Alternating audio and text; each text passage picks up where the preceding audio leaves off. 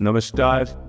आइए आज हम लोग जानते हैं राहुदेव के बारे में। कुंडली के भाव में राहुदेव का क्या प्रभाव है, सकारात्मक और नकारात्मक दोनों पक्ष के बारे में चर्चा करेंगे। और आप लोग अपनी कुंडली के देखिए कि राहुदेव किस भाव में ब्लेस्ड है और कितनी बात आपको रिलेट करेगी। और कमेंट में जरूर बताइएगा कि क्या मैंने जो कुंडली के 12 भाव में राहु के बारे में बताया है वो आप रिलेट करते हो या नहीं करते हो। हमें आपका सकारात्मक और नकारात्मक पक्ष दोनों का बेसब्री से इंतजार है। चलिए शुरुआत करते हैं। राहुदेव के बारे में पहले कुछ मूल बात बता दूं, फिर कुंडली के 12 भाव कहेंगे। देखिए राहुदेव जो है, जैसे स्वरभानु उनका मूल तत्व था, मतलब उनका पहले नाम स्वरभानु था। और जो समुद्र मंथन के बाद अमृत पान जब स्वरभानु कर लिए तो उसके बाद भगवान नारायण के सुदर्शन चक्र से उस स्वरभानु का 2 अंग हुआ, जिसमें सर के अंग को राहु कहते हैं और धड़ के अंग को केतु कहते हैं। तो जो धड़ है वो कहीं ना कहीं एक डिटैचमेंट, समर्पण और मोक्ष के मार्ग में आपको सफलता दिलाने वाला, और कह सकते हैं कि आप इस भौतिक दुनिया में रहते हुए एक आध्यात्मिक दुनिया और एक मोक्ष तक प्रदान करने में जो आपको सहायक होता है, कहीं न कहीं वो उसमें केतु का बहुत बड़ा रोल होता है। पर भौतिक दुनिया में आपका वर्चस्व बना रहे, भौतिक दुनिया में आप एक सफल व्यक्तित्व अपना, मतलब आपको एक मेंटल सेटिस्फेक्शन जो मिलता है, विदाउट राहु नहीं हो सकता है प्रेजेंट टाइम में। और साथ ही क्या है कि राहु को समझने का मतलब है कि आप फ्री ऑफ कॉस्ट करने का मतलब कि राहु को जो आप दोगे, राहु वो आपको एज रिटर्न देगा। आप अपने, जैसे कहते हैं ना कि जैसे कि कृष्ण की भक्ति करते हैं, राधा की भक्ति करते हैं, हनुमान जी की भक्ति करते हैं, किसी भी देवी देवता के प्रति आपका आस्था है तो उनसे एक आपका संबंध होता है। आप उसको भावनात्मक उस संबंध को कोई नाम देते हैं, कोई भक्त का संबंध रखता है, कोई पिता पुत्र का संबंध बना लेता है, कोई माता पुत्र का संबंध बना लेता है। तो आपको अपने राहुदेव से एक संबंध निर्माण करना होगा, और वो निर्माण करने का अधिकार आपके हाथ में नहीं है, क्योंकि कुंडली में जिस भाव में राहु बैठे हैं वो ऑलरेडी एक संबंध आपको दे दिया। उस संबंध को कैसे आप टैकल करोगे, वहाँ बहुत चैलेंजेस आएंगे, पर कैसे उसको टैकल करोगे और एट लास्ट उसको अपने फेवर में कर लेते हो, तो आप राहुदेव से संबंध निर्माण कर लिए। अगर नहीं हो पाता है तो संबंध भी जाएगा और साथ में राहुदेव नुकसान भी करेंगे। एक और चीज जो बहुत सारे ज्योतिषियों को मैंने देखा है, जो उस पॉइंट पे मैंने अपने गुरुवर से ये चीज सीखा है कि कुंडली के किसी भी भाव में राहु हो, अगर वो राहु जिस भाव में है और वो राशिपति अगर केंद्र और त्रिकोण से संबंध बना ले, तो राहु एक राजयोग, मतलब वहां पे राहु से आपका गुड संबंध बनने के चांसेस बहुत ज्यादा है। ठीक है, अब मान लेते हैं कि त्रिक भाव में आ जाए तो वहां पे थोड़ा सा आपको एफर्ट डालना पड़ेगा। सिंपल सी बात है, कोई व्यक्ति, सब व्यक्ति का ऊर्जा का अपना अपना स्तर अलग होता है, किसी को थोड़ा जल्दी मिलता है, किसी को लेट से मिलता है। तो मैंने बस इतना बोला कि अगर राहु कहीं भी बैठा हो, अगर उसका राशिपति केंद्र में है तो राजयोग बनने के 1%, मतलब आप उसको 100 में 25% अपने फेवर में मान सकते हो। दूसरी पॉइंट ये है, एक पॉइंट आपने ये नोट कर लिया कि राहु कहीं बैठा हो, उसका राशिपति अगर केंद्र और त्रिकोण में है, मतलब 159 1417, केंद्र हो गया 1417 और त्रिकोण हो गया 159। अगर इस भाव में उसका, मतलब उस भाव का जो लॉर्ड है अगर इस भाव में बैठा है तो एक राजयोग बनता है। दूसरा एक ये है कि अगर कुंडली में तीसरे भाव, छठे भाव और 11वें भाव में राहु है, जो वैदिक ज्योतिष के हिसाब से, और इसमें आप एक दशम को भी ऐड कर दो, तो 3, 6, 10, 11 को अगर आप जोड़ लेते हो, मतलब इस भाव में अगर राहु है और इसका राशिपति से वही बात कि केंद्र और त्रिकोण में है, तो प्रबल राजयोग, यहाँ 75% राजयोग एप्लीकेबल हो गया। अगर इस भाव का राशिपति मान लीजिए कोई त्रिक भाव में है, जैसे मान लीजिए तीसरे में है, छठे में है, 8वें में है, 12वें में है, तो उतना प्रबल नहीं, इसको आप 50% राजयोग लेके चल सकते हो। पर अगर इस भाव में राहुदेव बैठे और उसका राशिपति केंद्र और त्रिकोण में है तो इसको आप 75% राजयोग। बाकी के 25% हर कंडीशन में डिपेंड करता है कि राहु जिस भाव में बैठे हैं उस भाव के प्रति आपका कैसा समर्पण है, वहां आप कितना एनर्जी डालते हो, ये मूल बात है। आइए हम शुरुआत करते हैं राहु के पहले भाव से, और 12वें भाव के बारे में आपको बताऊंगा, और आप लोग अपना अपना कमेंट के माध्यम से बताइएगा कि आप इसको कितना रिलेट करते हैं। अब हम राहु फर्स्ट हाउस के बारे में जानेंगे। अब देखिए राहु अगर फर्स्ट हाउस में है तो इसके बारे में मैं पहले एक थोड़ा मेरी बात को आप लोग गलत माइंड मत कीजिएगा, पर मैं थोड़ा जिस गुरु से पढ़ा हूँ तो मेरे गुरु जी भी थोड़ा गड़ियाते हुए अंदाज में पढ़ा है, क्योंकि यूपी बिहार में थोड़ा क्या है कि जब तक गुरु का वो ना पड़े ना थोड़ा शाब्दिक आशीर्वाद तो वो चीज़ भाता नहीं है हम लोग को। तो लग्न में राहु पे हमने यही सबसे पहला लाइन बोलूंगा, ये उड़ती चिड़िया को पकड़ने में माहिर है। मतलब इसको या तो इसको उड़ता तीर लेने का शौक होगा या फिर उड़ते तीर को नष्ट करने में ये इंटरेस्ट लेगा, लेकिन इस व्यक्ति को कोई दूसरा शत्रु नहीं है, अपना शत्रु स्वयं है। क्यों? क्योंकि यहाँ इसको संबंध खुद से बनाना है, यहाँ इसको चैलेंजेस खुद से आएंगे। और दूसरी बात, फर्स्ट हाउस से हम किस संबंध को जानते हैं? एक तो लग्न का संबंध हम खुद के व्यक्तित्व से है, और दूसरा अगर हम देखें तो पहला भाव आप हैं, चतुर्थ भाव आपकी माँ है, सप्तम आपकी पत्नी है, दसम आपके पिता है। ये तो सभी को जानते होंगे। तो दसम अगर हमारे पिता हैं तो फिर इसी साइकिल को रिपीट करते हैं, तो दसम से चौथा आपकी दादी माँ। तो मतलब अगर लग्न में राहु है तो आपको अपनी दादी माँ से संबंध बहुत मधुर रखने होंगे, तो आपका राहु थोड़ा फेवर में आएगा, सबसे पहली बात। दूसरी चीज कि लग्न में राहु के बारे में कहा गया है कि उड़ती चिड़िया को पकड़ने में माहिर होता है। उड़ती चिड़िया मतलब क्या? इसको नॉर्मल काम पसंद ही नहीं होगा। जो सब करते हैं 6 से 8, मतलब सुबह 8-10 बजे ऑफिस गए, शाम को 6 बजे आए, 10 से 6 वाला शिफ्टिंग, ये कभी नहीं करना पसंद करेगा। और अगर कर रहा है तो कहीं ना कहीं उसके दिमाग में एक मेंटल पीस उसका हमेशा आपको अनबैलेंस दिखेगा। इसको ऐसा काम चाहिए जो थोड़ा लोगों से हटके हो, तो ये इसमें बेहतरीन है, नहीं तो थोड़ा यहाँ पे दिक्कत देखने को मिलेगा। दूसरी बात कि लग्न में राहु अगर बैठा है तो व्यक्ति के अंदर एक अलग तरह का ऊर्जा आप कह सकते हो कि एक अपनी बात रखने का तरीका, जैसे कि अपनी बात अगर रख रहा है और उसकी बात से सामने वाला संतुष्ट नहीं हो रहा है तो एने प्रकार ना साम ताम दंड भेद हर रीति लगा के अपनी बात मनवा के रहेगा, नहीं तो उस व्यक्ति से ही संबंध हटा लेगा। सबसे ये बात आप देख लेना, लग्न में राहु होगा तो अपनी बात सदैव ऊपर रखने वाली प्रवृत्ति यहाँ आ जाती है। राहु की 3 दृष्टि होती है, 5, 7 और 9। 5वीं दृष्टि इनकी पड़ेगी शिक्षा भाव पे।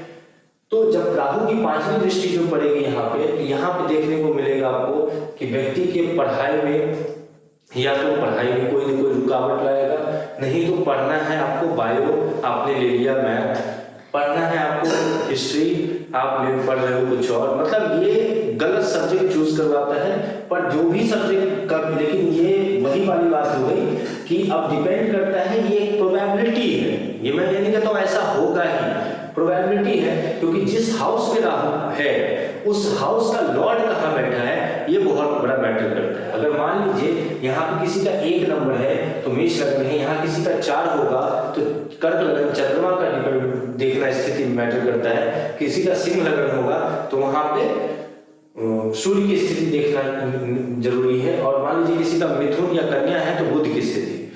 तो यहाँ पे सबसे पहली बात कि हम देखेंगे कि मंगल के, अगर मंगल की स्थिति केंद्र में है या त्रिकोण में है तो राहु यहाँ पे थोड़ा फेवर में रहेंगे। अगर केंद्र और त्रिकोण में नहीं, मान लीजिए मंगल यहाँ आ गए तो ये राहु बहुत डिस्ट्रैक्ट करेगा एक्सट्रीम लेवल पे। ठीक, अब आ जाते हैं 7वीं दृष्टि। 7वीं दृष्टि राहु का पड़ेगा 7th हाउस पे। आपको पार्टनर से और कह लीजिए कि मैरिड लाइफ, इसके बारे में थोड़ा सोच समझ के आगे बढ़ना चाहिए। और एक चीज का हमेशा ध्यान रखें कि राहु की अंतरदशा या राहु की महादशा में आप 2 बार की जगह 3 बार क्रॉस चेक कर लें, मतलब जब भी आपकी शादी की बात हो या जो। राहु की 9वीं दृष्टि पड़ेगी भाग्य भाव पे, तो ऐसा व्यक्ति धार्मिक होगा, पर धर्म करने से पहले पूछेगा कि ये धर्म करने से मुझे मिलेगा क्या, क्योंकि मैंने बताया ना राहु एनर्जी के, मतलब एनर्जी एक्सचेंज के कारक है। अगर उनको मान लो अगर ये चीज लगता है कि इससे हमको लाभ क्या मिलेगा, तो वो सिंपल सी बात है कि उनका एनर्जी एक्सचेंज वाला फॉर्मूला है, तो धर्म करेंगे पर इस धर्म से मुझे मिलेगा क्या, ये जानने का जिज्ञासा बहुत ज्यादा रहेगा। ऐसा व्यक्ति तीर्थ यात्रा बहुत ज्यादा करना पसंद करेगा, पर बैठ के मंत्र जाप करना थोड़ा मुश्किल है। हाँ, अगर इस व्यक्ति ने ध्यान का संबंध बना लिया तो ये बहुत ही फेवर में, तब ये उल्टी चिड़िया वाली जो चीज है एक सकारात्मक पक्ष। आइए अब हम जानते हैं राहु के दूसरे भाव के बारे में। राहु अगर सेकंड हाउस में है, सबसे पहली बात व्यक्ति को अपने वाणी पे ध्यान रखना चाहिए, क्योंकि ऐसा व्यक्ति 100 में 90% कुंडली में ऐसे जातक को मैंने किसी न किसी ऐड में देखा है। ठीक है। दूसरी बात, ऐसा व्यक्ति अचानक में जो बात बोलता है वो बात सत्य हो जाती है। तो ऐसे व्यक्ति को अपने वाणी पे ध्यान देना चाहिए। और धन बहुत कमाएगा ऐसा व्यक्ति, कुटुंब से लाभ रहेगा, पर कुटुंब से कलेश होने की प्रोबेबिलिटी इसके जीवन में बहुत ज्यादा बनेगी, तो उससे आपको ध्यान देना है। 5वीं दृष्टि डालेगा 6ठे भाव में, तो लिटिगेशन, ऐसा व्यक्ति लॉ फील्ड में बहुत अच्छा कर सकता है। मान लीजिए 5वीं में यहाँ पे राहु है और यहाँ पे शुक्र और चंद्रमा आ जाए, मैं कहता हूं कि इससे बेहतर वकील आपको नहीं मिलेंगे। क्यों? क्योंकि सेकंड हाउस, जिस हाउस पे राहु है, वो उस हाउस का लॉर्ड आपको बैठ गया शुक्र 9वें भाव में, और चंद्रमा से 10वां भाव आपका आ गया 6ठा भाव, और राहु की 5वीं दृष्टि भी पड़ गई 6ठे भाव। तो ऐसे व्यक्ति से अच्छे वकील, मैंने जितने भी वरिष्ठ वकील के कुंडली में देखा है, सुप्रीम कोर्ट के 1-2 वकील का मैं कुंडली जानता हूं, उसमें मैंने देखा है 2य भाव के राहु हैं, और राहु के जिस राशि बैठे हैं वो राशिपति 9वां बैठा है, और चंद्रमा का 9वां में बैठना लिटिगेशन में, तर्क वितर्क में आप नहीं जीतोगे, क्योंकि 9वां में चंद्रमा है, और व्यक्ति जो जिसके 9वां में चंद्रमा है, व्यक्ति जो है वो जातक सब्जी बेचता है, उसने आलू प्याज के भाव के अलावा जीवन में कुछ नहीं जाना। लेकिन मैं कहता हूं आप पीएचडी हो उस सब्जेक्ट के, फिर भी उस इंसान आपसे तर्क वितर्क में आपको 20 मिनट का टक्कर जरूर देगा। ये बात आप याद रखना, क्योंकि 9वां में चंद्रमा जब भी रहेगा, तो अभी मैं क्योंकि राहु के बारे में बता रहा हूं, तो चंद्रमा में डिस्ट्रिक्ट में बस आपकी जानकारी के लिए बता दिया कि 9वां में अगर चंद्रमा है तो तर्क वितर्क में व्यक्ति माहिर होगा। क्यों? क्योंकि चंद्रमा से 10वां भाव, यहाँ पे चंद्रमा है तो 1 2 3 4 5 6 7 8 9 10, तो यहाँ 10वां भाव आ गया, तो चंद्रमा से 10वां जो होता है व्यक्ति का इमोशनल एंकर होता है, तो ऐसा व्यक्ति तर्क जो है पूर्व जन्म में ही लेके आता है कि उसको कैसे सामने वाले से अपने तर्क में जीतना है। 7वीं दृष्टि पड़ेगी 8वें भाव में। अब 8वें भाव में जैसे ही पड़ी, तो 2य भाव में मैंने आपको भी बताया था ना कि 2य भाव में राहु रहे तो व्यक्ति को किसी न किसी तरह का ऐब लगता है, तो व्यक्ति का संगति और व्यक्ति को थोड़ा मतलब एक डिसिप्लिन में एक मेंटोर लेके चलना पड़ेगा। मेंटोर कैसा? जो उसको थोड़ा सा हल्का समझा बुझा के उसको बचा ले, क्योंकि 8वें भाव में राहु एक अच्छा रिसर्चर तो देता है 8वें भाव पे दृष्टि पड़ने से, लेकिन मतलब ये एक ऐसा भाव है जहां जिसका कोई सीमा नहीं, अच्छा तो बहुत अच्छा, बुरा तो बहुत बुरा। तो इस चीज का थोड़ा ध्यान दें, क्योंकि 8वें में केतु है, जैसे राहु यहाँ रहेगा तो यहाँ केतु रहेगा, तो जब भी मतलब सिंपल सी बात है ना कि केतु जहां बैठता है उस भाव का या उस भाव के राशिपति का प्रभाव को बढ़ा देता है। तो 8वें भाव पे राहु की दृष्टि पड़ेगी तो थोड़ा सा विचार नहीं। राहु की 9वीं दृष्टि पड़ेगी आपके 10th हाउस पे, तो भैया एक बात तो मान लो कि 10वें भाव से राहु जब भी संबंध बना ले तो आपको छोटा मोटा काम करने का मन नहीं करेगा। आप भले कहीं जॉब कर रहे हो, पर आपके दिमाग में ये चीज हमेशा घुसा रहेगा कि मुझे कुछ बड़ा करना है, मुझे कुछ बड़ा करना है। ये राहु यहाँ से आपको करवाएगा ही करवाएगा। ठीक, अब आ जाते हैं राहु के 3रे भाव के बारे में। अगर 3rd हाउस में राहु है और तो इतना बात मान लीजिए कि ये व्यक्ति के पास इतना क्षमता जरूर है कि 1 लाख आदमी भी सामने हो, इसके पास कन्विंसिंग क्वालिटी बहुत जबरदस्त है। दूसरा एक चीज और कि 3रे में राहु है, और ये राहुपति अगर राहु जो है जिस राशि में है वो राशिपति अगर केंद्र और त्रिकोण से सेम चीज केंद्र और त्रिकोण से संबंध बना लेता है तो ये राहु प्रबल राजयोग है। लेकिन ये राहु अकेले होने चाहिए। मान लो ये राहु के साथ गुरु बैठ जाए, मंगल बैठ जाए, शुक्र बैठ जाए, तो राहु उतना अच्छा नहीं कर सकता जितना वो अकेला कर सकता था। बशर्ते छोटे भाई बहन से आपको कोई आशा नहीं रखनी है। आपके जो भी सिबलिंग हैं जो आपसे छोटे हैं, तो जो भी छोटे भाई बहन हैं उनसे आपको कोई आशा नहीं रखनी है। उनको आप कैसे प्रसन्न रखोगे? वो आपसे नाखुश रहेंगे किसी न किसी कारण से, पर आपको सदैव उनको खुश रखना है। ये राहु आपको सदा आगे बढ़ाएगा, कभी पीछे नहीं करेगा। तीसरे भाव में राहु कन्विंसिंग क्वालिटी, व्यक्ति के अंदर एक एक्स्ट्रा एफर्ट, कितना बड़ा से बड़ा टास्क हो 24 घंटा काम करने का क्षमता दे सकता है यहाँ आपके लगाव। आलसी भी बहुत बनाता है, पर जैसे ही इसको, जैसे मान लो किसी का थर्ड हाउस में राहु हो, उसको बोलो कि भैया ये करना है, बोलेगा हाँ ठीक है हो जाएगा। ऐसे मतलब कितना टफ से टफ काम दो, बोलेगा हाँ हो जाएगा। पर इसी में बोलो कि ये काम अपने को फ्री में करना है, फिर तुम देखो कि इससे बड़ा आलसी कोई नहीं है।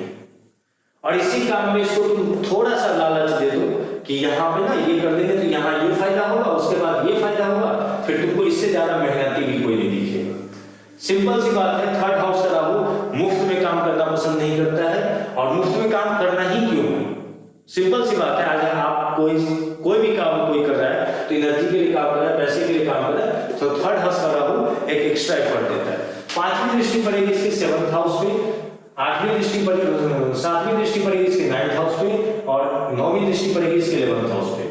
तो यहाँ पे जो 11th हाउस पे जो दृष्टि पड़ रही है और 7th हाउस पे और 9वें भाव पे, इसमें देखिए कि पंचम दृष्टि जब 7th हाउस में पड़ेगा, 7th हाउस में अगर कोई शुभ ग्रह है तो ये राहु का दुष्प्रभाव तो ज्यादा नहीं होगा। नहीं, अगर राहु यहाँ पे कोई शुभ ग्रह नहीं, यहाँ पे पाप ग्रह से है, तो व्यक्ति अपने पार्टनर पे संदेह बहुत करेगा। दूसरी बात, नवम भाव में क्योंकि केतु है, नवम भाव का केतु बहुत अच्छा होता है, पर क्योंकि राहु की दृष्टि नवम भाव में पड़ेगी, तो अभी हमें सिर्फ उसके बारे में जाना है। तो राहु की जब नवम भाव में दृष्टि पड़ती है तो ऐसा जातक या जातिका जो होती है वो धर्म को पहले एग्जामिन करते हैं। एग्जामिन कहने का मतलब यह है कि मान लो कि आप एक मुस्लिम परिवार में जन्म लेते हो, या आप एक हिंदू के ब्राह्मण परिवार में जन्म लेते हो, या आप एक जैन के परिवार में जन्म लेते हो, तो पहले आप क्या करोगे, अपने धर्म का कंपेयर दूसरे धर्म से करोगे और आपको लगेगा कि वो धर्म ज्यादा बेटर है, हमारा धर्म में कुछ ना कुछ कमी है, मतलब अपनी कमी को ढूंढोगे। फिर उस कमी के बाद जब आप कंपेयर करोगे तो आप इस पॉइंट पे जरूर पहुंचोगे कि या तो आप धर्म बदल लोगे और या अपने धर्म के प्रति कट्टर हो जाओगे, बीच में आपको नहीं रखेगा। ये एकदम क्लियर समझ लो। जिसके भी थर्ड हाउस में राहु है, तुम उससे पूछना ये बात, क्या आपको अपने धर्म से पहले दूसरे का धर्म ज्यादा अच्छा लगता था, और क्या आज की स्थिति आपकी ऐसी है जो आप अपने धर्म के बारे में एक उल्टी बात नहीं सोच सकते हो? तो आपको बोलेगा हाँ, ये मैं गारंटी दे देता हूं आपको। उसके बाद नवम दृष्टि पड़ रही है इसके 11th हाउस पे। कहता है भारतीय ज्योतिष नेमचंद शास्त्री में एक सूत्र है, त्रिखंड एकादशे राहु शब्द विघ्न विनाशम, 3, 6, 11 में राहु हो तो अकेला काफी है। तो यहाँ तीसरे में जब राहु बैठा है, मैंने जब इंट्रो में आपको बताया था ना कि राहु की 4 कंडीशन सबसे बेटर है, तीसरा, छठा, 10वां और 11वां। तो कहीं ना कहीं यहाँ तीसरा और 11वें से संबंध बन रहा है, 2 भाव को जो टच कर रहा है, तो ये एक राहु का बेस्ट प्लेसमेंट में से काउंट होगा। जहां भी राहु बैठे, अगर इस 4 भाव में से किसी भाव को जितना ज्यादा टच कर ले, क्योंकि चारों का चारों करेगा नहीं, तो अगर चारों भाव में से जितना कर ले उतना बेस्ट राहु। ठीक, तो यहाँ पे 11 भाव में व्यक्ति को कितना भी पैसा कमा ले, इसको पैसे से संतोष नहीं मिलेगा। इसको इसकी औकात मान लो 50 लाख की है, कैलकुलेटर इसके पास 500 करोड़ आ गए, तो क्या हो गया, थोड़ा और, क्योंकि एकादश में राहु का संबंध जो होता है वो पैसे की भूख बढ़ा देता है। चलिए अब हम आते हैं चतुर्थ भाव में राहु के बारे में। अगर किसी का 4th हाउस में राहु है, तो यहाँ पे जो राहु देव है, ये माता के, जैसे यहाँ मैंने बोला ना छोटे भाई, यहाँ आपकी माता का कहीं ना कहीं आप ये बात मान लो कि माता से आपको संबंध मधुर रखना ही पड़ेगा, और माता से ही संबंध मधुर रखने में आपको बहुत सारे चैलेंजेस आएंगे, खास करके महिला की कुंडली में। किसी जातिका की कुंडली में अगर 4th हाउस में राहु है, तो कहीं ना कहीं उनकी मां से रिलेटेड आपको, जैसे स्वास्थ्य से रिलेटेड, उनके घर निर्माण से जुड़ा हुआ कोई ना कोई मतलब इसमें बाधा आता ही आता है। तो सबसे पहले मैं यहाँ कहूंगा, आप अपने घर के साउथ वेस्ट को जरूर जांच कर लेना। आपके घर के साउथ वेस्ट में कोई कोई गड़बड़ी देखने को मिलता है, क्योंकि राहु का स्थान साउथ वेस्ट है, और राहु जब 4th हाउस में बैठ जाए तो जैसे जिस हाउस में बैठता है उस हाउस में, मैंने बोला ना, इंपैक्ट डालता है। तो इस हाउस का संबंध माँ के गर्भ से, तो जब 3rd हाउस में किसी का राहु रहेगा तो एक बात क्लियर समझ लो, जब वो बच्चा गर्भ में आएगा तो उसकी माँ को कष्ट बहुत होगा, ये एकदम क्लियर है। तो ठीक उसी प्रकार जब 4th हाउस में राहु रहेगा तो यहाँ पे घर में प्रॉब्लम आएगा, और घर में प्रॉब्लम का मेन कारण वास्तु होता है। तो वास्तु में साउथ वेस्ट आपको जब भी 4th हाउस में आप राहु देखना तो वास्तु का प्रॉब्लम साउथ वेस्ट में आपको मिलेगा ही मिलेगा। अब उपाय कर लिए होंगे तो ये फेवर, लेकिन ऐसा नहीं है कि प्रॉब्लम नहीं होगा साउथ वेस्ट में। साउथ वेस्ट में आपको सैनिटरी टैंक ज्यादा देखने को मिल सकता है, साउथ वेस्ट लाइटेड एरिया हो सकता है, इस तरह की चीजें देखने को मिलती है। पंचम दृष्टि पड़ेगा अष्टम भाव पे, तो अष्टम भाव में राहु मतलब ठीक है, मतलब कह सकते हैं कि एक व्यक्ति जो है रिसर्च अच्छा कर सकता है, कनेक्टिविटी इसका दूर के लोगों से बढ़िया बनेगा, और थोड़ा क्या है ना कि व्यक्ति को ना ट्रस्ट इशू रहता है, मतलब ये नहीं होगा कि 100%, लेकिन 70 to 80% ऐसा मैंने देखा है कि अष्टम भाव पे राहु की पंचम दृष्टि पड़ने से थोड़ा ट्रस्ट इशू रहता है। अब दसम भाव पे जब व्यक्ति गया और भी सप्तम दृष्टि, राहु और मंगल की सप्तम दृष्टि बहुत पावरफुल है। क्यों? क्योंकि राहु और मंगल दोनों सेनापति ग्रह है, और सेनापति का सिंपल फंडा होता है कि उसको कोई चैलेंज करे। सप्तम दृष्टि चैलेंजिंग दृष्टि होती है, तो दसम भाव पे तो ऐसे व्यक्ति बोले तुमसे ये नहीं हो पाएगा, फिर वो अपने एड़ी का जोर लगा के उस काम को सिद्ध करने का पूरा प्रयास करेगा। तो दसम दृष्टि यहाँ पे थोड़ी पॉजिटिव में मान लेता हूँ एक्स्ट्रा। और नवम दृष्टि पड़ेगा 12th हाउस पे, तो 12th हाउस पे मैंने जब नवम दृष्टि पड़ा है तो या तो ऐसे व्यक्ति का बेड लाइफ पूरा चौपट होगा, या इसका बेड मतलब इसका एक्सटर्नल अफेयर मल्टीपल रिलेशनशिप हो सकता है। तो 12th हाउस पे जब भी राहु की दृष्टि पड़ेगी और यहाँ पे अगर कोई पापक ग्रह है, और मान लीजिए यहाँ पे एक कंडीशन और है, यहाँ पे अगर शुक्र है तो कहते हैं 12वें भाव में शुक्र बहुत अच्छा, पर राहु की जब नवम दृष्टि पड़ेगी तो ये शुक्र आपको लंपट योग बनाएगा। तो ऐसे व्यक्ति का मल्टीपल रिलेशनशिप देख सकते हो। साथ ही 12वें भाव पे राहु की दृष्टि पड़ना मतलब मोक्ष, आप इतनी गलतियां करोगे जो आपको मोक्ष न मिले वो करवाने का ऐसा योग बनेगा, आपको उस चीज से बचना है। अब ये आप जानते हैं 5वें में राहु, अगर किसी के 5th हाउस में राहु देव बैठे, सबसे पहला प्रिडिक्शन देने से पहले आगाह करूंगा, पंचम में राहु वाले बड़ी ध्यान से मेरी बात सुनना, जुआ सट्टा से बचना, क्योंकि तुमसे ज्यादा जुआ सट्टा में पैसा बर्बाद करने वाला दूसरा व्यक्ति कोई नहीं। तुमको अंदर से उठाना आता है, थोड़ा शॉर्टकट कर लेते हैं, थोड़ा ये कर लेते हैं, थोड़ा वो कर। हाँ, ये बात भी नहीं कटू सकते हैं कि तुमको लॉटरी लगेगा जरूर एक दिन जीवन में, पर वो लॉटरी क्या मतलब जो पहले नैया डुबा रखे हो फिर एक लॉटरी लग गया अच्छा तो जंग जीत लिए, तो ऐसी बात मत करना। आकस्मिक धन लाभ होंगे, शेयर मार्केट से होंगे, कोई दिक्कत नहीं है। पंचम में राहु, एक चीज तो काट मान लो, एकेडमिक में अगर आप पहले अच्छे हो तो बाद में बुरे हो जाओगे। मतलब पहले अगर आपका परफॉर्मेंस बहुत अच्छा है तो अंततः गत्वा थोड़ा खराब हो जाएगा, और पहले अगर बुरा है तो बाद में अच्छा हो जाएगा। ये पंचम में राहु वाले रिलेट कर सकते हैं। दूसरी बात, 5th हाउस में राहु है तो व्यक्ति को अपने प्रेम प्रसंग के लिए और बच्चे जो इनके प्रेमी होंगे और जो इनके बच्चे होंगे इनको छठी का दूध याद दिलाएंगे। मतलब छठी का दूध याद दिलाने का तात्पर्य ये है कि बहुत एफर्ट डलवाएंगे, मतलब वहां पर रिलेशन आपको कैसे बैलेंस करना है ये आपको सीखना चाहिए। दूसरा, ग्रेजुएशन तक की पढ़ाई को हम 4th हाउस से देखते हैं, या आप 12th तक की कह लो। मतलब वैसे मेरा अपना जो, अब क्योंकि नॉर्मली अगर PhD तक का हम रेशियो देखेंगे तो 4th हाउस में मेरा ग्रेजुएशन आ जाएगा, तो इसको मैं मास्टर के लिए मानता हूँ। और जो जिनकी एकेडमिक क्वालिफिकेशन ही मास्टर तक है तो उनके लिए हायर क्वालिफिकेशन ये आ जाएगा।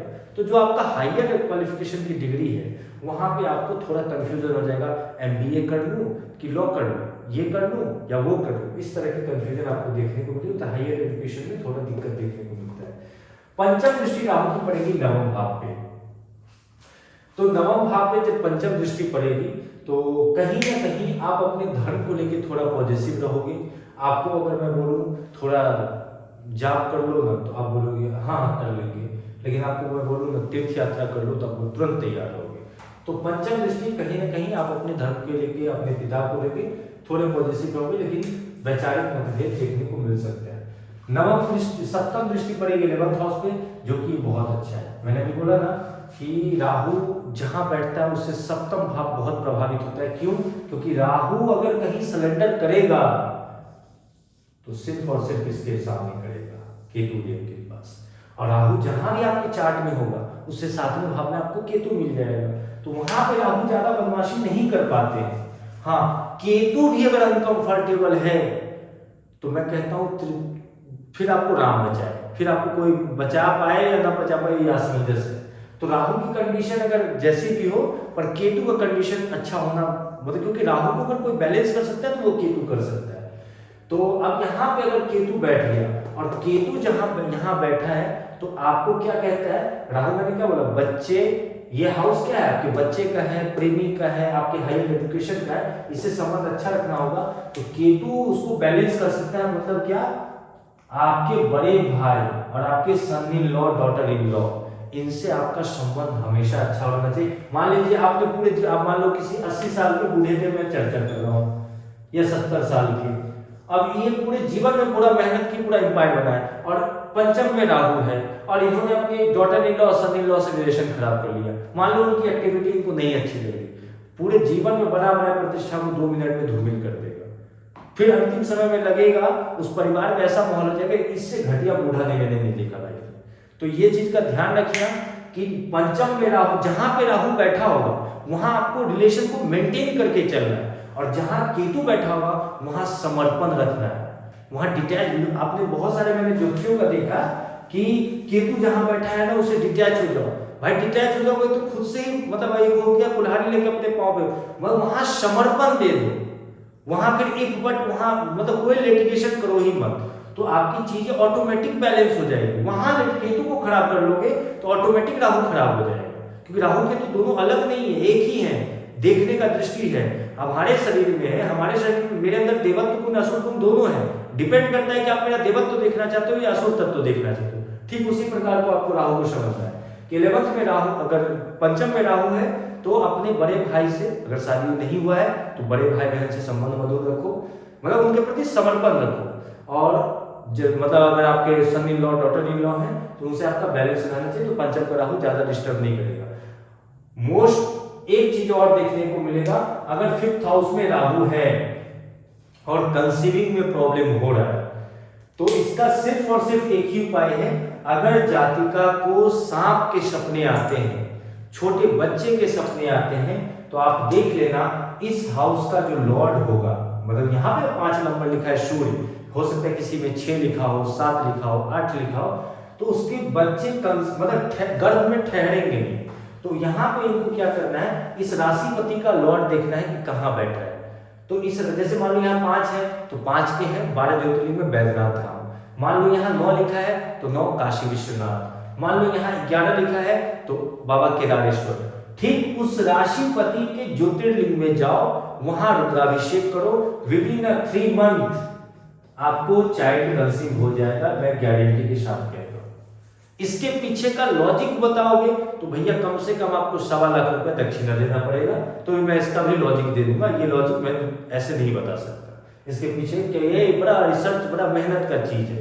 हाँ, आपको अगर डाउट है, कुछ भी बोल रहा है तो आप मेरे से शास्त्रार्थ कर सकते हो, मैं उसके लिए एकदम तैयार हूं।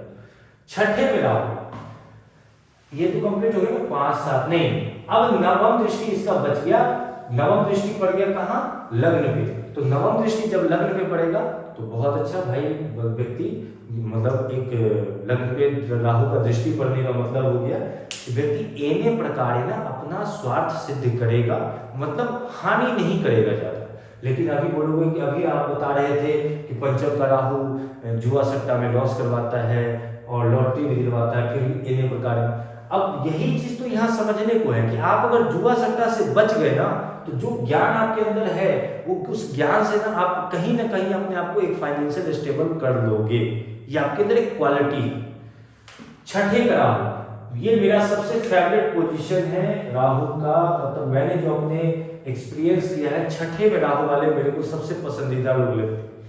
अब ये पसंदीदा क्यों लगते हैं, क्योंकि एज अ लॉयर मैंने नोटिस किया है कि 6ठे में अगर आप राहु है तो आपके मजे बहुत लेंगे। मजे कैसे लेंगे, ये दुश्मन को एक बार में नहीं मारते, दुश्मन को पहले मार मार के मुआते हैं, फिर बोलते पानी पियो, फिर उसके बाद जैसे वो 4 देता फिर पीटना शुरू करते हैं। मतलब ये क्या है, इंस्टॉलमेंट में आपको टॉर्चर करते हैं। ये आपके फाइनेंस कंपनी वाले हैं, ये पहले आपको इंस्टॉलमेंट पे सामान देते हैं और फिर जब आप इनको नहीं चुकाते हो तो पैसा भी लेते हैं और बेइज्जती भी करते हैं।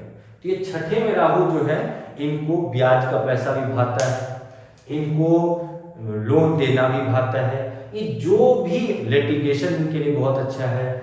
पॉलिटिकल फील्ड इनके लिए बहुत अच्छा है। मतलब जिस फील्ड में भी राजनीति करना हो, थोड़ा रिस्क लेके और सामने वाले की मजे लेनी हो, छठे में राहु। क्योंकि छठे में राहु, राहु जहां बैठेगा तो ये, जैसे मैंने बोला ना, फर्स्ट हाउस में बैठा है तो दादी से संबंध मधुर रखना, सेकंड हाउस में बैठा है तो अपने कुटुंब परिजनों से संबंध अच्छा रखना, थर्ड में बैठा है तो अपनी माता से अपने छोटे भाई बहन से संबंध अच्छा रखना, फोर्थ में बैठा है तो अपनी माँ से संबंध अच्छे रखना, पंचम में बैठा है तो अपने बच्चों, अपने प्रेमिका से संबंध अच्छे रखना। छठा हाउस भी तो किसी का हाउस होगा। छठा हाउस है आपके मामा, एक माँ थी यहाँ दो माँ जुड़ के मामा हो गए। तो अब यहाँ मामा से संबंध अच्छा रखना है, मतलब मामा को अब तो भी बहुत पहना होगा, इसमें कोई शक नहीं है। दूसरी बात कि ननिहाल पक्ष को रिप्रेजेंट करता है। आप देखते हो हम लोग के बिहार में कहा गया है कि जिस बच्चे का परवरिश ननिहाल में होता है बड़ा उजर बच्चा होता है। क्योंकि कहना नहीं चाहिए, एक लौकिक रूप से बता रहा हूँ, ये मामा ही जो थे, मामा यही आपको कहीं ना कहीं रामायण में बड़ा रोल निभाया है और ये महाभारत में भी बहुत बड़ा रोल निभाया है। तो मतलब मामा लोग बुरा मत मानिएगा, बस ऐसे ही मामा पे थोड़ा सा मजे ले लिया मैंने भी, क्योंकि छठे का राहु की चर्चा हो रही थी। अब छठे में राहु का पंचम दृष्टि पड़ेगी कहाँ? 1 2 3 4 5 मतलब दसम भाव। तो राहु, मैंने बोला ना पंचम दृष्टि कहीं थोड़ा पॉजिटिव दृष्टि होता है। तो अब ये व्यक्ति के कर्म को तुम छेड़खानी करो, ये तुमको बर्बाद करके नहीं छोड़ा तो फिर जो कहना। छठे में राहु रहे, इसके काम में दखलबाजी मत करना कभी भी, क्योंकि इसको अपने काम पे पूरा भरोसा है कि मैं जो कर रहा हूँ बहुत परफेक्शन के साथ कर रहा हूँ, और सच में ये परफेक्शन के साथ कर रहा है, पर ये तुम्हारे ज्ञान सुनने के लिए नहीं बैठा है। ये तुरंत में तुमको ऐसा तुम्हारे साथ राजनीति कर देगा, एक बगल में चारों बगल से तुमको घेर के पीटेगा। सप्तम दृष्टि पड़ गया यहाँ पे 12th हाउस में। 12th हाउस में सप्तम दृष्टि पड़ा तो यहाँ पे ये कह सकते हैं कि व्यक्ति का काम वासना, लेकिन यहाँ पे थोड़ा ठहरेंगे, सप्तम भाव में केतु भी है, तो केतु 12वें भाव में बहुत अच्छा होता है। तो यहाँ पे राहु थोड़ा सा, यहाँ पे व्यक्ति को अफेयर वगैरह से बचना चाहिए, और अपने पत्नी के साथ उनका बेड लाइफ और भौतिक, मतलब कहते हैं कि अगर जीवन शैली अच्छा है तो बेड लाइफ भी अच्छा है और व्यक्ति उस ऊंचाई को प्राप्त करता है जिसका वो कल्पना भी नहीं करे। क्योंकि छठा का राहु मेरे हिसाब से सबसे उत्तम राहु है, क्योंकि चैलेंजेस जितने आएंगे, चैलेंजेस उसी के लाइफ में आएंगे जिसको कुछ बड़ा करना है। लोग कहता है कि रोग रिपू ऋण बड़े नहीं होना चाहिए। मैंने जितने भी बड़े लोग देखे उनके शत्रु भी बहुत, बिना पहचानता भी नहीं अपने शत्रु को, ऑटोमेटिक शत्रु निर्माण हो जाते हैं। उनके पास जितना मैंने लोन देखा है, मैंने देखा है कि उतना नॉर्मल इंसान उतना जीवन में कभी एक साथ पैसा भी नहीं देखा है। तो कहीं ना कहीं उसके शत्रु भी ज्यादा है, लोन भी बड़ा है, चैलेंजेस भी उसके लाइफ में ज्यादा है। तो मैंने कहा है कि रोग रिपू ऋण कंट्रोल में होने चाहिए, पर जितने ज्यादा हो उतने बड़े इंसान आप बन सकते हो। एक 9वीं दृष्टि पड़ गई है सेकंड हाउस पे। सेकंड हाउस पे आप देखिए छठे का राहु क्यों अच्छा है। एक तो दसम भाव, दूसरा लिक्विड गैस। दसम भाव पे मतलब उसको अपने कर्म पे, मैंने क्या बोला, पॉजिटिव है, भरोसा है, और नवम दृष्टि इन्हें प्रकार वो लाभ कमाएगा तो कमाएगा, मतलब बढ़िया पैसा कमाएगा, इसमें कोई संदेह की बात नहीं। तो छठ, अभी हमारा तीसरा का राहु बेटर था, अब छठा का राहु बेटर हो गया। ठीक, अब हम आ जाते हैं 7वें का राहु। देखिए 7वें का भी राहु कोई बुरा नहीं होता है, पर ऐसे व्यक्ति को ना थोड़ा धोखा ज्यादा खाने को मिलता है। ठीक, धोखा क्या ज्यादा खाने को मिलता है, मतलब इसको अपने पार्टनर के प्रति थोड़ा समर्पण, मतलब ये रखना पड़ेगा, पार्टनर से संबंध अच्छा रखना पड़ेगा। पार्टनर से संबंध में इसको कोई ना कोई दिक्कत देखने को थोड़ी ना थोड़ी मिलेगी, पर यहाँ पे चीजों को बैलेंस करता है। और लग्न में केतु रहेगा तो आप ये बात समझ लें कि इंट्यूशन पावर ऐसे व्यक्ति का सप्तम में राहु वाले का थोड़ा हाई होता है, लेकिन उसको सेल्फ डाउट ही बहुत ज्यादा होता है। ठीक है, तो सेल्फ डाउट का आपको उपाय करना चाहिए। आप सेल्फ डाउट मत कीजिए, यही इसका सबसे बड़ा उपाय है। ठीक है, क्योंकि आप अपने आप पे संदेह कर रहे हो, यही सबसे बड़ा संदेह है कि अपने आप पे संदेह क्यों कर रहे हो। तो इसका मतलब ये नहीं कि तिल अक्षत छीट लीजिए, ये कर लीजिए, उसे भी सब वहम है। सिंपल सी बात है, आप ये समझो आप परफेक्ट हो। आप मतलब सप्तम में राहु वाले को मैंने देखा है बहुत अच्छे आउटफिट में, बहुत अच्छा ड्रेसअप है, उन पे जज भी रहा है, और उन्होंने वही ड्रेसअप पे और 2-3 जगह गए भी, उनको बहुत अच्छा ये मिला। अभी एक चलता फिरता आदमी आया, बोला अरे आपको ये सूट नहीं कर रहा, अब वो व्यक्ति डाउट करे, भाई क्यों डाउट कर रहा है, उसके सुन क्यों रहे हो? तो आप पहले अपने कान को कच्चे मत करो। सप्तम में राहु वाले को पार्टनरशिप बड़ा सोच समझ के करना चाहिए। सप्तम दृष्टि, पंचम दृष्टि इसकी पड़ेगी 1 2 3 4 5। तो पैसे तो थोड़ा आपके पास कितने पैसे हैं ना, ये सबको नहीं बताने को है। आपके पैसे मार्केट में फंस सकते हैं, आप करोगे मदद किसी रूप में और आपके पैसे फंस गए किसी और रूप में। तो पंचम में मतलब पंचम दृष्टि 11th हाउस में पड़ेगा। सप्तम दृष्टि पड़ेगा आपके लग्न पे। तो लग्न पे जैसे ही राहु का सप्तम दृष्टि पड़ेगा तो आप ये चीज मान के चलो कि आपको खुद के लिए समझ, मतलब you have to be selfish. अगर आप सेल्फिश नहीं होते हो, मतलब ज्यादा दया भावना ये दिखाते हो, तो ये राहु आपको उतना फेवर नहीं करेगा। एक कंडीशन है जो कर सकता है, अगर सप्तमेश जिस राशि में राहु बैठा है, अगर सप्तमेश लग्न में जाकर बैठ गया तो ठीक है, तब आप बैलेंस कर लो, कोई दिक्कत नहीं। ये सप्तमेश जो है मान लो छठे में आ गया तो फिर ये नैया डुबा देगा। और राहु की नवम दृष्टि पड़ी 3rd हाउस में, तो कन्विंसिंग पावर आपकी भी बहुत है ये, पर आपके साथ और ये तीसरे वाले और 11वें वाले राहु के साथ फर्क क्या है मैं बता दूं। आपके अंदर भी कन्विंसिंग पावर बहुत है, पर आपकी बात मान लो 1% के लिए 10 लोग में 2 लोग नहीं माने, आप बोलोगे अब युद्ध होगा, ठीक है। तो ये आपकी एक निगेटिव प्रवृत्ति है जिस पे आपको वर्क करना चाहिए, क्योंकि नवम दृष्टि फल की है। तो जैसे अभी 5 फल है और 5 लोगों में बंटनी है और 4 लोगों में बंट गई, एक फल नीचे गिर गया, तो 5वां वाला बोले कि तुम चारों मुझे अपने में से फल दो और लेने की अपेक्षा में चारों मुझे दे दो, तो ये न्याय नहीं है। इस तरह की मतलब आप थोड़ा ना एक वो हो जाते हो, मतलब एक नहीं बच्चे जैसे किसी बात पे रूठ गए तो हम डूबेंगे तो सनम तुम्हें भी ले डूबेंगे, वो वाली स्थिति कर देता है यहाँ पे राहुदेव। तो आपको थोड़ा ये कोई नहीं मान रहा है तो मत माने, आपको उसके पीछे ज्यादा एफर्ट नहीं डालना। 8th हाउस में राहु, अब 8th हाउस में जब राहु की बात करेंगे तो सबसे बड़ी बात है कि ये पाताल लोक है, और पाताल लोक में जरूरत है आपको बहुत अच्छा रिसर्चर बना सकता है और बहुत अच्छा बर्बाद भी कर सकता है। बर्बाद इस सेंस में कि 8th हाउस के लॉर्ड कहां बैठे हैं कंप्लीट उस पर डिपेंड करता है। पर अष्टम में राहु वाले को मैंने देखा है कि ये मतलब खुद से लड़ते रहते हैं, और पूरे मतलब एक नहीं होता है कि आपने पूरा एफर्ट डाल के एक बड़ा एम्पायर खड़ा किया और एक मोहिनी आई या मोहिनी और आपको लेते हुए चली गई। अष्टम में राहु वाले को अगर पुरुष जातक है तो मैंने ऐसे लोगों को सबसे पहला सलाह देता हूं कि भैया अपने नाम पे प्रॉपर्टी मत लेना, क्योंकि तुम्हारे इन-लॉज जो है, तुम्हारे जो ससुराल पक्ष वाले हैं, ये तुमको कहीं ना कहीं किसी न किसी रूप में लांछन जरूर लगाएंगे। गलती से तुम्हारा डाइवोर्स वाला केस फाइल होता है तो मैंने ऐसे लोगों को करोड़पति से जीरोपति बनते हुए देखा है और जीरोपति से करोड़पति बनते हुए भी देखा है, इस सेंस में कि अगर आप अपने इन-लॉज से दूर हैं और पार्टनर से आपका संबंध अच्छा है, तो क्योंकि 2nd हाउस में केतु भी रहेगा ना, तो 2nd हाउस में केतु वाले को ससुराल की संपत्ति मिलती है। परसरते वहां भी क्या है कि आपको स्टार्टिंग का जो शादी के बाद के 4 साल है, वो 4 साल आपको संबंध बड़ा मेंटेन करना होगा, ठीक। उसके बाद पंचम दृष्टि यहां से राहु की पड़ेगी कहां, 12th हाउस पे। 12th हाउस पे पंचम दृष्टि पड़ना मतलब क्या कि यहाँ पे आपको विदेश के लोगों से, क्योंकि ऑलरेडी विदेश का भी घर है, तो दूर के लोगों से आपको लाभ बहुत बढ़िया मिलेगा। जैसे आप घर वर्क फ्रॉम होम कर रहे हो और ऑल ओवर वर्ल्ड से आप जुड़े हुए हो, तो ये बहुत ही अच्छी बात है। और सप्तम दृष्टि पड़ेगी धन भाव पे, तो पैसे आप बढ़िया बनाओगे, इसमें कोई शक नहीं है। नवम दृष्टि पड़ेगी आपके 4th हाउस पे, तो जब नवम दृष्टि आपके 4th हाउस पे पड़ती है तो आप ये बात मान के चलो कि आपको अपने घर के प्रति कोई मजाक करना पसंद नहीं है, पर आपका घर पे मतलब आप समझ लो कि लांछन तो लगने ही लगने हैं। 8th हाउस में राहु वाले का मैंने देखा है कि घर में, लेकिन ये जातक जैसे किसी घर में कोई तरह का बुराई है, ये यहाँ ईमानदार नहीं है, ये सच बोलने का साहस नहीं रखता है। ये इसका जैसे मान लो, मतलब इसको आप गलत रूप में नहीं लेना, जैसे किसी का 8th हाउस में राहु है और घर में रोज की कलेश हो रही है, कुछ ना कुछ तू मैं हो रहा है, तो उससे जाके पूछो कि भाई तुम्हारे घर में क्यों लड़ाई हो रहा है, तो बोले तेरे को कोई मतलब वो अपने गृह क्षेत्र में कोई भी तरह का इंटरफेयर पसंद नहीं करता है, लेकिन घर में लड़ाई चलते रहे कोई बात नहीं है, वो अपना पैसा चुपके से अपनी मम्मी के हाथ में देता रहेगा या घर की जो मुखिया होंगे उसके हाथ में देता रहेगा।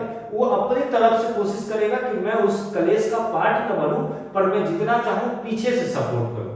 तो ये अष्टम में राहु वाले को मैंने देखा है, ठीक है। थोड़ा सच बोलने का साहस में कमी आ जाती है। अब आ जाते हैं 9th हाउस।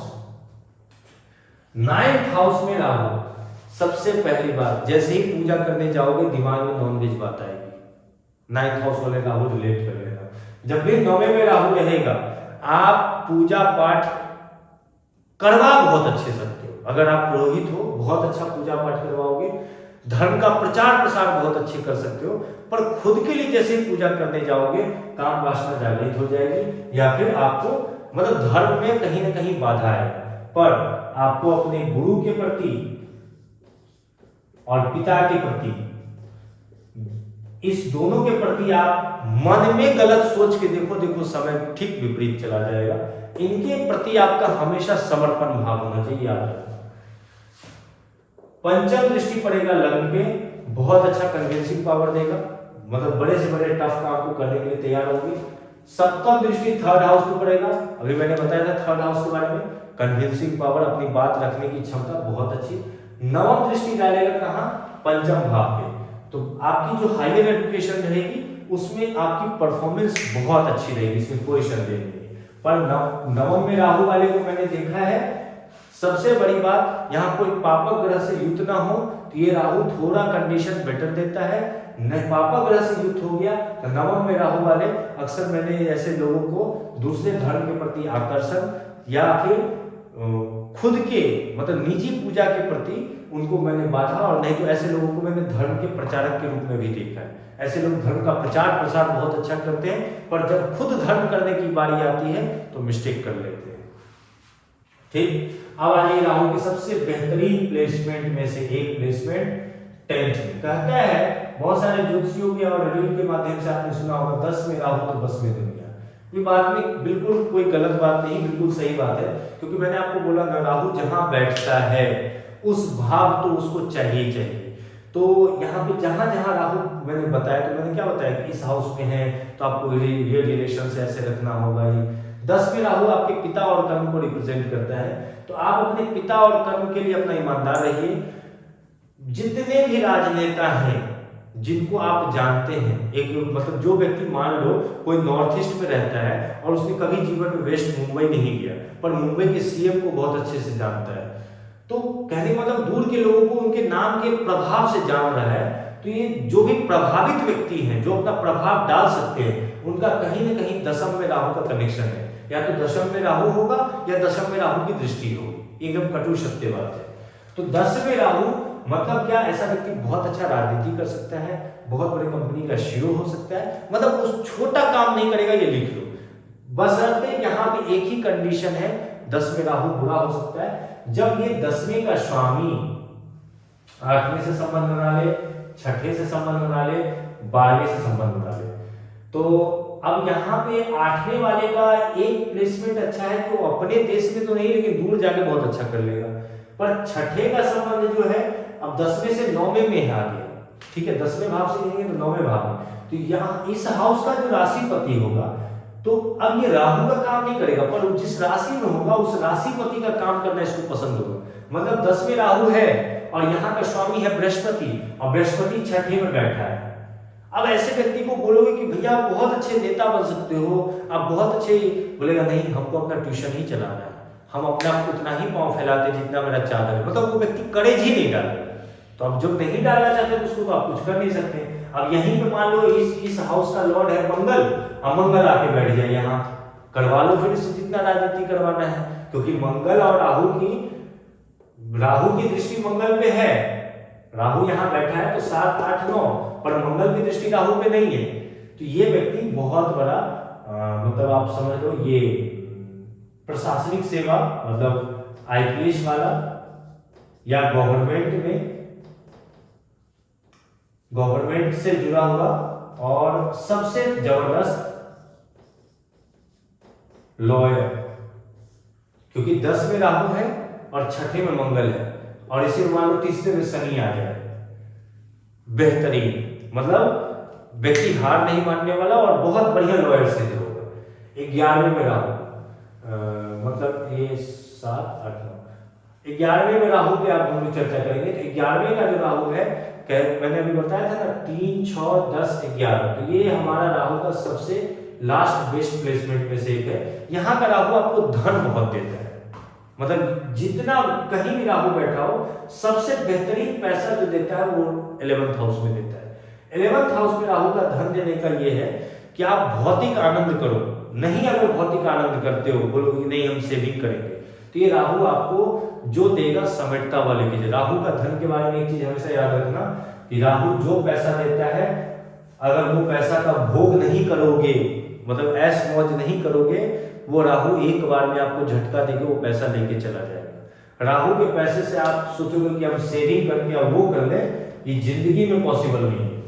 राहु जो धन देता है वो समेट के लेके चला जाता है। 11वें में राहु रहे तो राहु के पैसे का आनंद करो, आप जितना आनंद करते जाओगे उतने दिन दुगना रात चौगुना बढ़ते जाएगा, हम गारंटी देते हैं इस बात का।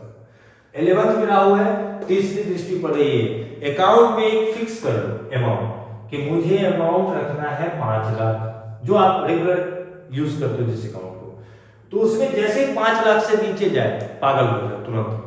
5 लाख क्यों नहीं, अब वो 5 लाख तुरंत में फुलफिल हो जाएगा। क्यों? क्योंकि 3rd हाउस तुरंत में ये एक्टिवेट करेगा। तो कहीं ना कहीं आप सैलरी बेस्ड काम करना पसंद नहीं करोगे, ये एकदम फिक्स बात है।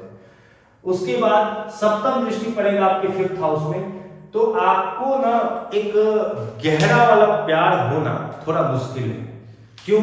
अब प्यार हो भी जाए, 1 मिनट के लिए मानते हैं, तो आप ये बात मान के चलो कि 5th में केतु, व्यक्ति का रिलेशनशिप बना बहुत बढ़िया, सब चीज अच्छा है। जैसे ही वो अपने पार्टनर से उसको लगा कि नहीं ये पार्टनर, मैं मान लो कि 20 से 27 साल के युवा की बात कर रहा हूं, इस बीच में इसको प्यार हो गया, अब रिलेशनशिप में ये दोनों आना चाह रहे हैं, तो जैसे ही सामने वाले को लगा कि नहीं ये मेरा पार्टनर सही है, इससे मैं मैरिज कर सकती हूँ या कर सकता हूँ, ठीक उसी समय इसको प्यार में ग्रहण लग जाएगा।